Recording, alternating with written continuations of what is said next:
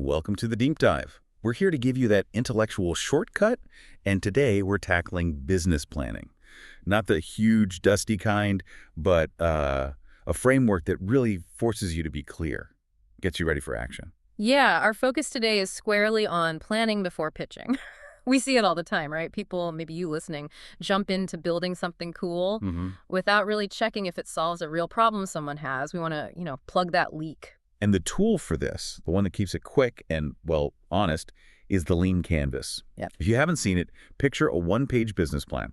Just 9 key blocks covering your whole venture. It really is the anti-business plan. Those long documents often just justify what you've already decided. But the lean canvas, by making you fit everything into these 9 small boxes, it becomes this powerful thinking tool. A thinking tool. Yeah, it flags the gaps in your thinking right away. If you can't explain something simply in one of those boxes, well, you haven't figured it out yet. So that single-page constraint, it really forces the issue. Okay, let's dig in. The first couple of blocks, they're the foundation, right? Get these wrong, Ann. And the whole thing wobbles. Exactly. Block 1. The problem. Can't say it's enough. It has to be a problem people are genuinely trying to solve right now. And crucially, they've got to be willing to pay to solve it. Otherwise, it's just a nice to have. Or a hobby, yeah, not a business. Think about WhatsApp. The problem wasn't just people want to chat. Right, it was specific. SMS was expensive, especially internationally, and kind of unreliable. Exactly. That was a real daily pain point for millions, a big pain. That level of pain creates urgency. Which leads right into block 2, customer segments. And the big no-no here is saying everyone, or like millennials. Oh, definitely. You need specifics. Who exactly feels this pain most acutely? Okay, but hold on. If the end goal is huge, like WhatsApp reaching millions, why focus so much on defining a tiny group of early adopters first? Doesn't that slow things down? That's a fair question. Seems counterintuitive. But strategically, those early adopters are absolutely vital. See, mainstream folks, they wait. They want polished, proven, safe solutions. Okay. But early adopters, they're desperate for a solution to that problem. They'll try your buggy, imperfect, first version. They'll give you honest, sometimes brutal feedback. They might even fund your early stages. So skipping them means trying to sell an unproven thing to people who don't like risk. And that almost never works. You need that initial validation from the people feeling the pain now. Got it. So anchor the plan by nailing the pain and the specific people who feel it enough to jump in early. That's it. Ties the whole model to actual market need, not just a cool idea. All right, let's move to the core of the offer. Block 3, unique value proposition. The UVP. Sources say this is the hardest box. Why harder than the problem itself? Because the UVP demands synthesis. You have to boil down potentially complex stuff into one simple, compelling message. People often mistake it for just listing features. Our app does X, Y, and Z. But that's not it. A feature is what it does. Exactly. The UVP is the single core reason someone should choose you over every other option. And other options include sticking with what they do now or doing nothing at all. It needs to cut through. Like Uber's early UVP wasn't a ride-sharing app. It was. What was it? Push a button, get a ride. Simple, direct. It nails the benefit, convenience, reliability instantly. Creates that clear positioning. Yeah. And that sharp UVP should feed directly into block 4. The solution. Here, we're talking minimum viable solution, right? MVS. Yes, the MVS. The absolute simplest version of your product that delivers on that core UVP and solves the main problem. Simplest version. Okay, let me push back a bit here. Isn't being too simple risky? Like if I just build the bare bones, couldn't a big competitor just watch, copy it quickly, and then add all the bells and whistles I left out? Bury me. That's always a risk, no doubt. But the MVS isn't just about building less code. Its real purpose is validated learning. You use that simple version to test your biggest assumption, usually your UVP, as fast and cheap as possible. Ah, okay, so it's about speed of learning, not just speed of building. Exactly. Learn and pivot if you need to before the competition even figures out what you're really doing. Speed is your defense early on, not feature bloat. That makes sense. Yeah. MVS as the fastest path to testing assumptions. Okay. Precisely. All right, moving on. This is where things get operational. The engine room. Finding customers, making money. Block 5. Channels, how you actually reach your customers. And please, we need to get past vague stuff here. Saying, we'll use social media or PR is frankly useless on the canvas. Needs to be concrete, actionable. Yes. Contrast social media marketing with, say, targeted Instagram ads shown to college students in Boston who follow sustainability accounts. Yeah. See the difference? Yeah. One's a platitude. The other is something you can actually test and measure. You can track cost per acquisition on that. Exactly. And trackable channels lead right into block 6, revenue streams. Again, precision is key. How exactly does the money come in? Not just we charge for it. Right. Is it a one-time fee? A monthly subscription? Freemium with paid upgrades? A commission on transactions? Who pays? When do they pay?